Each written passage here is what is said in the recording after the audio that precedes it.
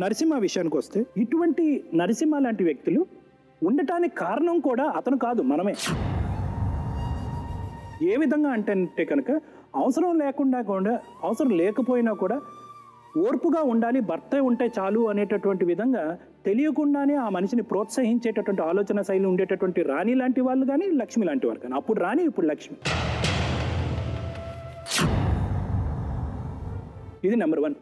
Number 2 ఏంటంటే దగ్గర బంధువులు, ప్రత్యేకంగా తల్లిదండ్రులు అతను చేసేటటువంటి దాంట్లో తప్పు చూడకపోవటం అన్నది కూడా ఖండించదగ్గటువంటి విషయం. అంటే ఏంటంటే ఆడపిల్ల రాలేదు కాబట్టి, అంటే ఇందాక చాలా ఈజీగా అన్నాడు, నువ్వు రాలేదు కాబట్టి నేను ఇంకో పెళ్లి చేసుకున్నాను అన్నది. ఇంత ప్రపంచాన్ని చూసిన తర్వాత, ఇన్ని కుటుంబాలని చూసిన తర్వాత, ఇన్ని వ్యవహారాలు చూసిన తర్వాత తల్లిదండ్రులుగా మీ యొక్క బాధ్యత ఏంటి? అరే నువ్వు చేస్తుంది తప్పు, రాకపోతే కనుక మనిషిని మార్చుకుని రా, నీకు ఆల్రెడీ ఒక కొడుకు ఉన్నాడు, కొడుకు మీద నీకు ఒక బాధ్యత ఉంది అని చెప్పేటటువంటి అవసరం ఒకసారి కాదు, 2 సార్లు కాదు, 100 సార్లు చెప్పినా కూడా తప్పు కాదు. ఎందుకంటే జీవితాలు నాశనం అయిపోతున్నాయి కాబట్టి.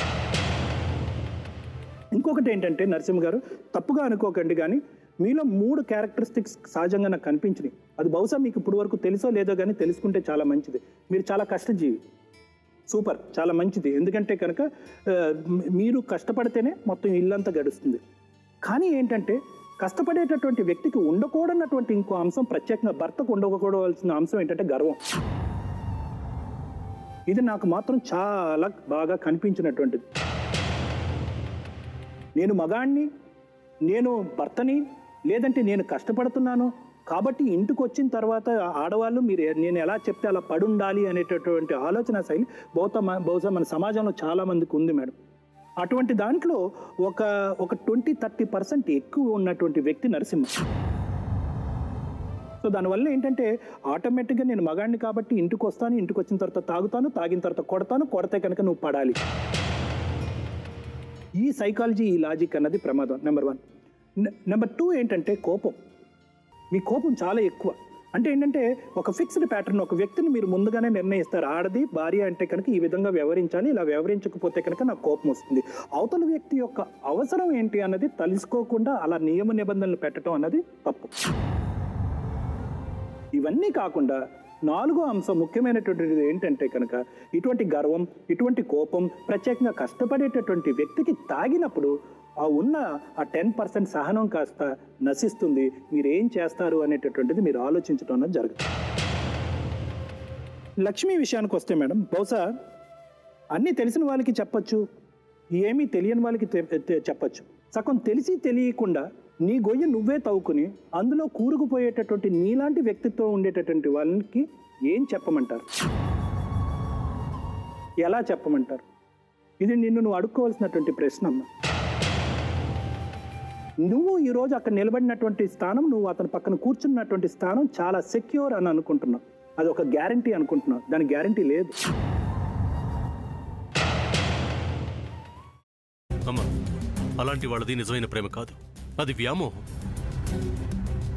ఎగ్జాక్ట్లీ చిన్నత్త, నిజంగా ప్రేమించుకున్న వాళ్ళు అలా చేయరు. ఎంత మనసు విరిగిపోతే కన్న కూతుర్ని పట్టుకొని మా దృష్టిలో చచ్చిపోయా ఉంటుందా తల్లి?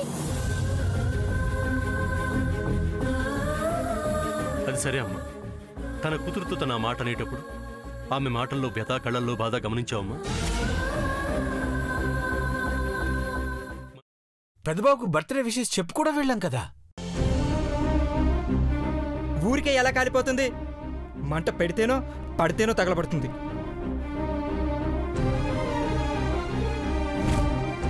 కరెక్ట్ చిన్నబాబు, నీకొచ్చినట్టే నాకు డౌట్ వచ్చింది. పార్వతే షర్టును తగలబెట్టిందనుకుంటా.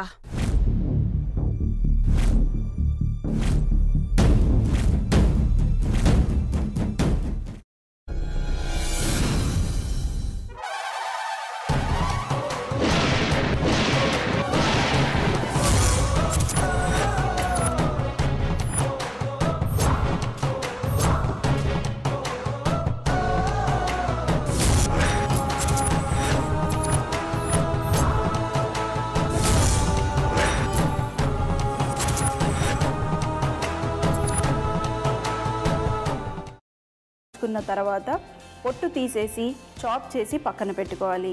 ఒక ప్యాన్లో కొద్దిగా నూనె వేడి చేసి అందులో ఆవాలు, మినప్పప్పు, శనగపప్పు, కరివేపాకు, సన్నగా తరిగి పెట్టుకున్న ఉల్లిపాయలు వేసుకుని 1 నిమిషం పాటు వేయించుకోవాలి. ఆ తర్వాత కాల్చి కట్ చేసి పెట్టుకున్న వంకాయని కూడా అందులో వేసుకుని బాగా మిక్స్ చేసి బౌల్లోకి ట్రాన్స్ఫర్ చేసుకుని అందులో తగినంత చిక్కటి పెరుగు లేదా పల్చటి పెరుగు వేసుకుని మిక్స్ చేసి అన్నంతో కానివ్వండి, చపాతీతో కానివ్వండి సర్వ్ చేసినా చాలా బాగుంటుంది.